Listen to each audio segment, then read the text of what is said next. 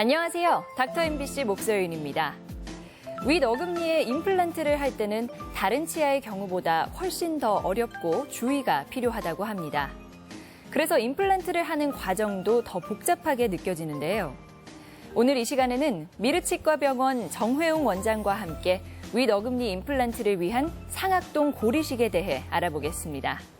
최근 보험 혜택 적용 범위가 넓어지면서 관심도 높아진 임플란트. 윗 어금니 임플란트를 할 때 세밀하게 시행해야 할 상악동 고리식에 대해 치약 박사 정회웅 원장과 함께 알아봅니다.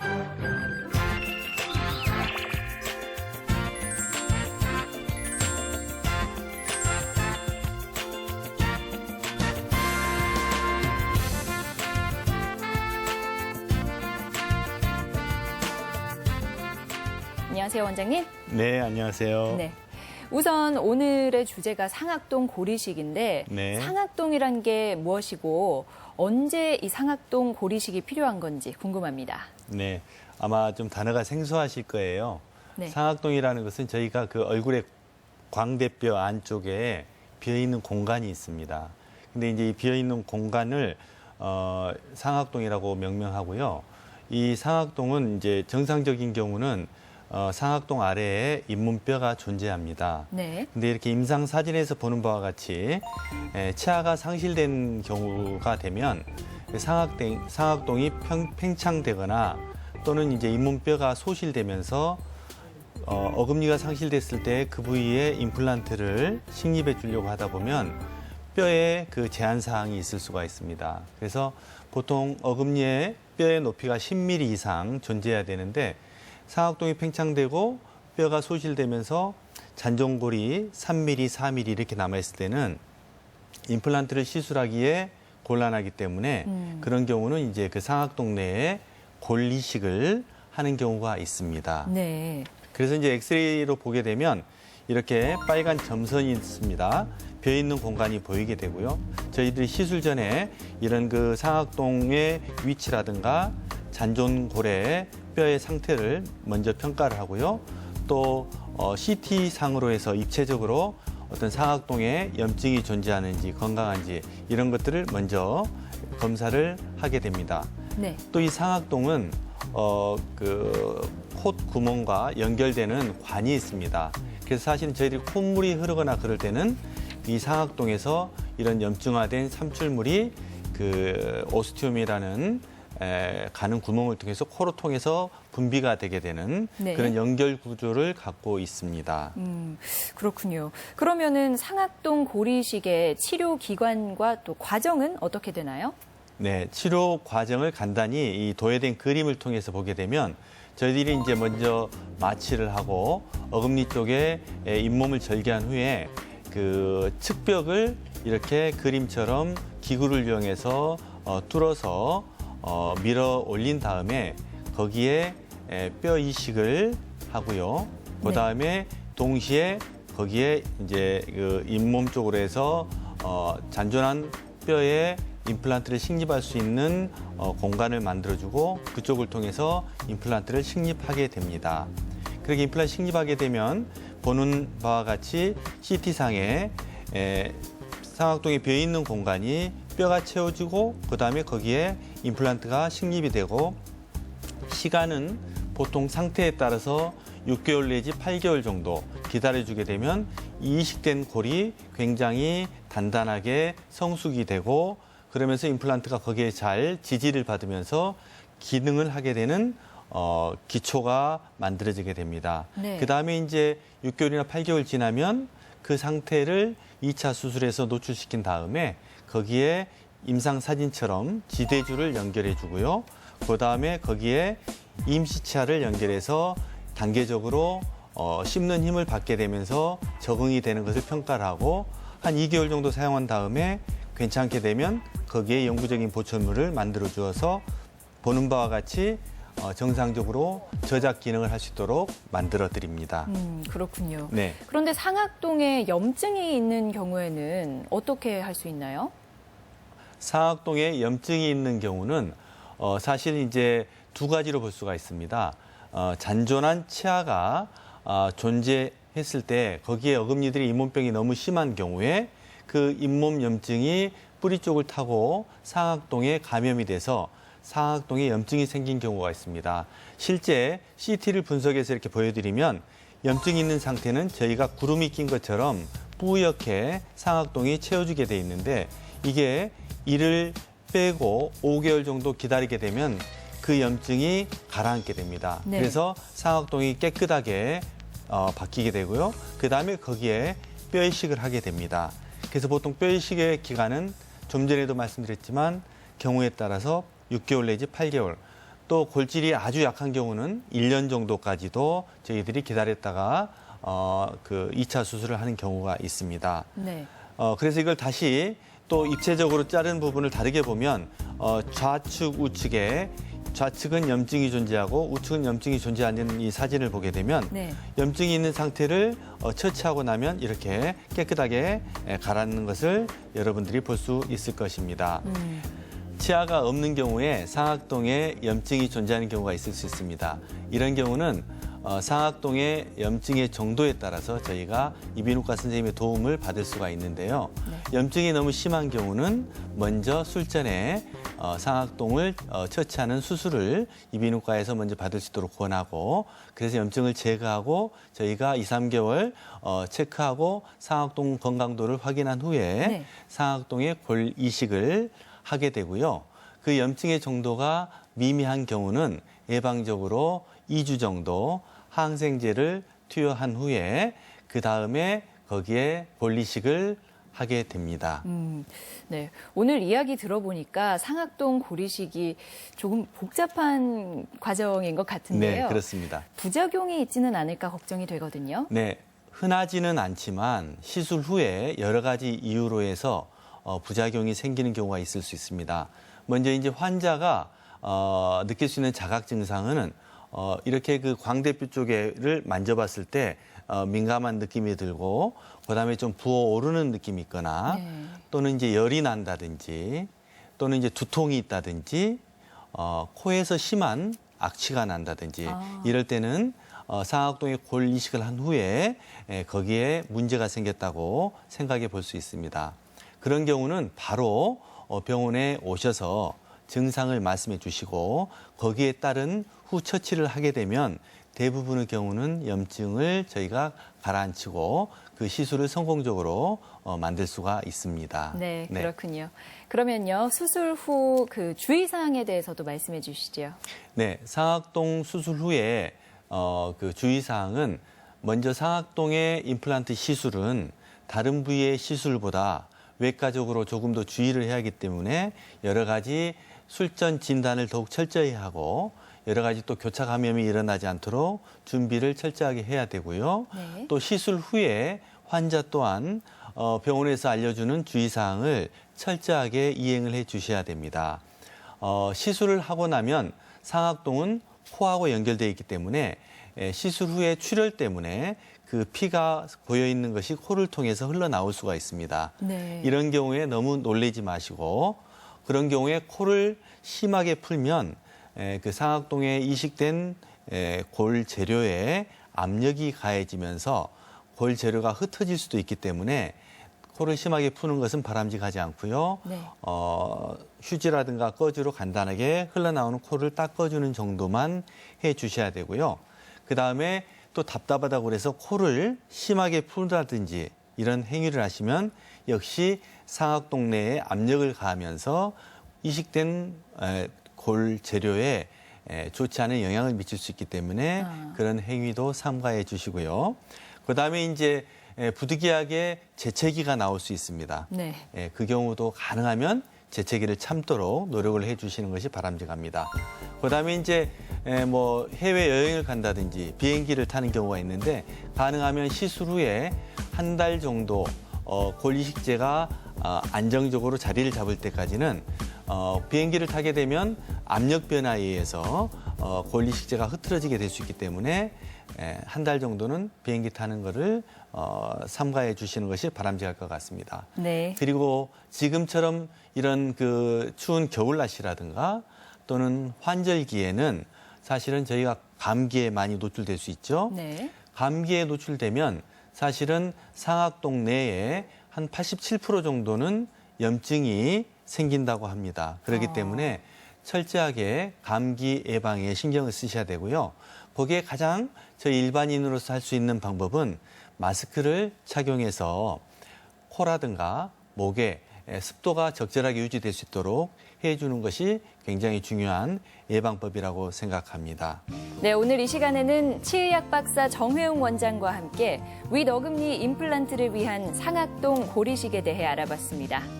원장님 오늘 말씀 고맙습니다. 네, 감사합니다.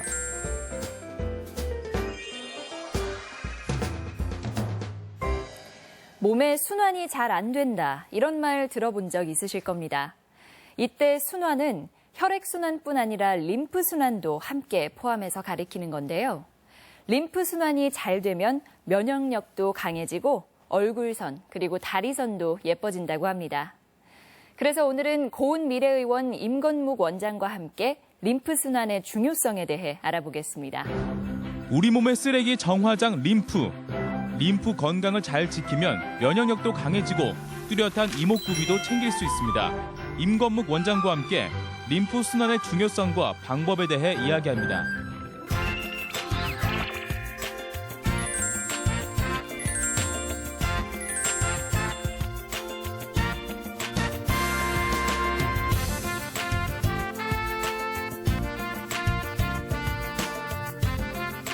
안녕하세요, 원장님. 예, 안녕하세요. 네. 먼저 림프절 또는 림프선이라는 게 어떤 건지 궁금합니다. 예, 이제 그리스 신화에 나오는 이제 림프라는 말은 림프라는 들어보셨지만 예. 이제 림프선이라는 말은 조금 어색하시죠? 근데 사실 이제 우리가 임파선이란 말씀은 들어보셨을 거예요. 이제 우리가 감기에 걸리거나 아니면 몸에 염증이 있어서 사타구니 사이에 임파선이 부었다, 이런 말씀을 들어보셨을 텐데요. 예. 그런 임파선이 사실 림프선 혹은 림프절을 의미하는 겁니다. 근데 우리가 이제 표기에 있어서 일본식 발음으로 표기하다 보니까 이제 그런 오해가 생긴 것입니다. 아, 그렇군요. 그럼 감기에 걸리면 림프선에도 반응이 온다는 건데 우리 몸에서 림프가 어떤 역할을 하는 건가요? 예, 감기, 일단 제 목소리도 지금 감기에 걸려서 많이 잠겼는데요. 네. 죄송합니다. 아닙니다. 근데 어쨌든 림프가 우리 몸에서 하는 일 같은 경우에는 이제 우리 몸속에서 나오는 각종 노폐물들. 그래서 이제 세포에서 사용하고 남은 지방이라든가 아니면 수분이라든가 아니면 세포 찌꺼기 같은 것들이 즉 그런 필요 없는 쓰레기들을 깨끗하게 없애버리고 처리하는 그런 거대한 그런 하수 처리장 같은 역할이라고 보시면 됩니다. 네. 따라서 이제 림프가 제대로 작동하지 못한다라고 하면 이제 몸이 붓는 부종이라든가 혈액순환 장애라든가 아니면 이제 통증 등도 발생할 수 있고요. 우리 몸속에 연관된 염증하고 연관된 각종 질환들, 관절염이라든가 아니면 여드름 혹은 심각하게는 암까지도 발생할 수 있습니다. 네, 조금 전에 염증 혹은 암과도 연관이 돼 있다고 하셨는데 그럼 이 림프 기능이 면역력과도 관계가 있는 건가요? 그렇죠. 이제 그 림프에게는 보통 각종 노폐물과 그다음에 바이러스 또 암세포 등등이 이제 같이 섞여 있는데요. 이제 이런 것들이 같이 이제 림프관을 통해서 이동을 하다가 이제 어떻게 보면 종합 이제 처리장격인 림프절에 모이게 되는데요. 이제 거기에서 이제 암세포나 세균들과 함께 그곳에서 대기하고 있던 우리 면역 세포들하고 이제 전투를 벌이게 됩니다. 예. 그래서 이제 그 전투에서 암세포나 바이러스들이 이제 죽고 이제 좀 깨끗하게 된 피를 이제 돌려보내는 역할을 하게 되는 거죠. 네. 또 다시 이제 우리가 그런 면역 세포를 키워주는 역할도 사실 림프절에서 할 수 있습니다. 네, 림프관이 우리 몸에 어떤 역할을 하는지 참 잘 설명해 주셨는데 이런 얘기가 있더라고요. 림프 마사지를 하면 얼굴이 작아질 수 있다. 그런데 이게 사실인가요? 예, 이제 림프관과 림프절에 대해서 사실 오늘 이렇게 깊은 지식을 전달하는 자리는 아니기 때문에 예. 제가 좀 더 이제 지식을 전달하는 건 좀 그렇고요. 대신 이제 많은 여성분들이라든가 혹은 많은 남성분들이 궁금해하실 내용, 과연 얼굴이 작아질 수 있는가에 대해서 말씀을 드릴게요. 네. 일단은 결론적으로 말씀드리면 작아질 수 있습니다. 오. 왜 이제 림프관의 흐름을 좋게 만들면 우리가 이제 얼굴에 생활하면서 생긴 그런 붓기가 제거되고 또 순환이 좋아지게 되니까 또 얼굴 크기가 작아지고 일단 또 혈색이 환하게 되죠. 우리 몸은 태어날 때 보면 원래 그 림프의 흐름에 굉장히 최적화되어 있는 그런 구조를 가지고 있습니다. 근데 그러다가 점점 이제 자라나게 되면서 이제 세상에 때가 끼는 거죠. 네. 그 관에. 그래서 자기적인 음식이라든가 음주, 흡연, 뭐 이런 것들, 다음에 뭐 모든 병의 모든 병의 근원이라고 할 수 있는 스트레스들이 이제 때를 끼게 만드는 것이죠. 이제 그러다 보니까 이제 림프관이 막히고 또 림프절 기능도 떨어지고 하면서 염증도 생기고 또 흐름이 좋지 않다라고 하니까 이제 정체가 되고 네. 그러면서 얼굴도 붓고 그러니까 어떻게 보면 항상 얼굴이 커져 있는 것처럼 느낄 수 있습니다.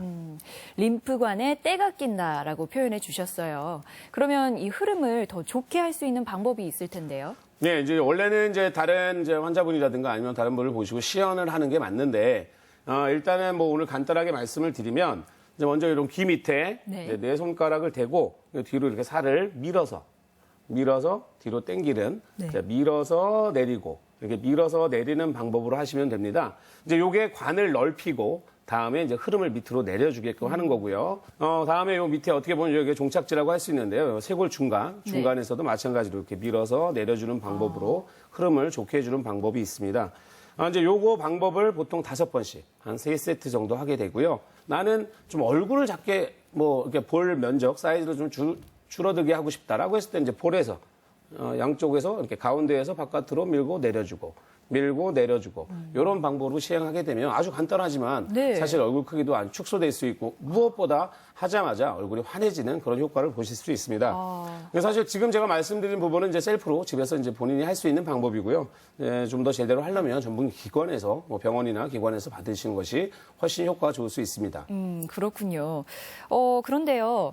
이 강도가 좀 중요할 것 같아요. 그냥 살살 누를 수도 있고 좀 아프게 할 수도 있는데 어떻게 하는 게 효과가 좋을까요? 그 림프관이 굉장히 예민한 존재입니다. 그래서 우리가 이제 얘네들을 만약에 뭐 세게 하거나 이렇게 되는 경우 아주 움츠러드는 경향이 있거든요. 그래서 이제 우리가 보통 마사지를 받거나 혹은 뭐 이런 흐름 풀어주는 걸 받을 때는 보통 이제 태국 마사지나 이런 것들을 많이 생각하셔서 세게 받는 게 좋은 것처럼 생각하지만 림프관은 아주 부드럽게 제가 이제 환자분들한테 말씀을 드릴 때는 아기 만드시지 그냥 살살 거의 어루만진다라는 느낌으로 해주시는 것이 좋습니다. 예.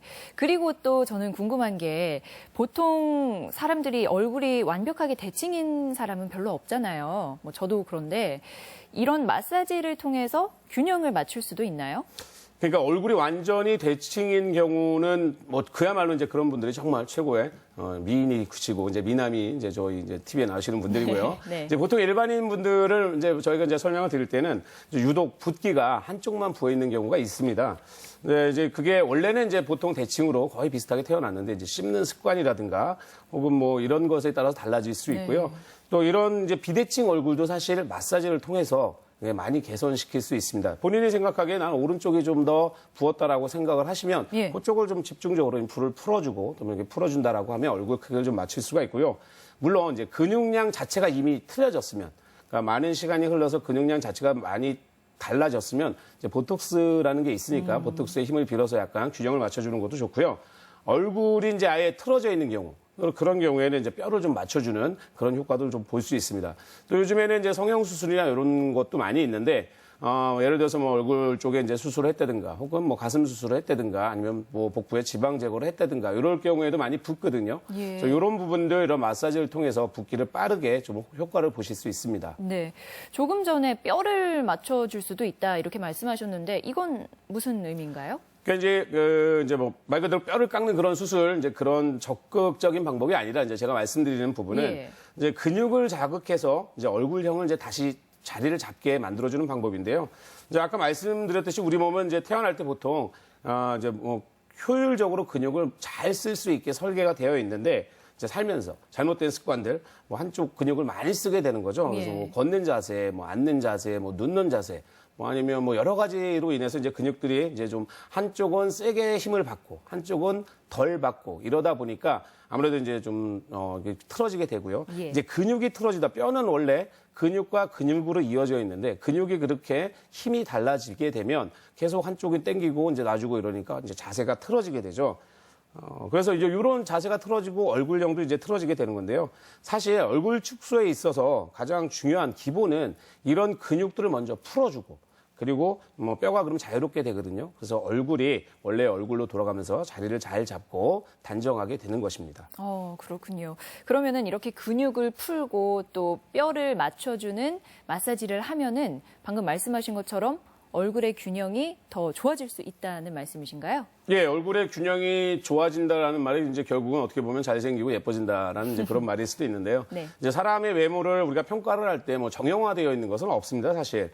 다만 대다수의 사람들이 볼 때 이제 이목구비가 단정하고 자리를 잘 잡고 있으면 참 보기에 수려하고 참 잘생겼다, 예쁘다 이렇게 볼 수가 있습니다. 이제 우리가 이제 할 수 있는 방법이 이제 비침습적으로 할 수 있는 방법이 자, 얼굴에 이제 탄력을 좋게 해주는 이제 주름 레이저라든가 뭐 리프팅 레이저 이런 것들을 이용할 수가 있고요. 아니면 이제 뭐 골격을 이제 변형하는 마사지, 그다음에 근육을 좀 풀어주는 마사지, 또 이런 것들을 이용해서 얼굴도 작아지고 또 자신감도 생기고 이럴 수가 있습니다. 이제 여기에다가 얼굴에 이제 잔주름을 좀 말끔하게 청소해주는 이제 리프팅 보톡스라든가, 예. 혹은 이제 볼륨감, 뭐 팔자라든가 아니면 이제 볼륨감이 없는 곳을 채워주는 필러라든가, 뭐 이런 것들을 이용하시면 최상의 얼굴 상태를 유지하시면서 자신감도 생기고 또 잘생기고 예뻐질 수 있습니다. 네, 그렇군요. 오늘 이 시간에는 임건묵 원장과 함께 림프 순환의 중요성에 대해 알아봤습니다. 오늘 말씀 고맙습니다. 네.